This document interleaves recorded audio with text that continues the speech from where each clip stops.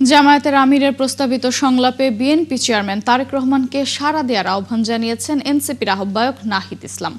সকালে নিজ এলাকায় গণসংযোগের সময় তিনি একথা জানান। গণতান্ত্রিক চর্চা এগিয়ে নিতে সংলাপের প্রয়োজন আছে উল্লেখ করে নাহিদ ইসলাম বলেন, দেশের জন্য পরিকল্পনা এবং আত্মবিশ্বাস থাকলে বিএনপি চেয়ারম্যানকে সংলাপে বসা প্রয়োজন।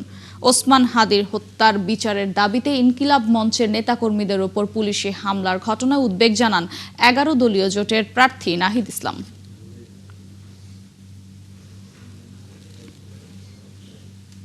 আমাদের জোটের যিনি প্রধান নেতা ডক্টর শফিকুর রহমান জামাত ইসলামের আমির, উনি কিন্তু জনাব তারেক রহমানকে ওপেন ডিবেটের জন্য আহ্বান জানিয়েছেন। কারণ আমরা মনে করি যে আমরা যেহেতু গণতন্ত্রের পথে যাচ্ছি, গণতান্ত্রিক সংস্কৃতি চর্চার জন্য আমাদের ডায়ালগ হওয়া প্রয়োজন।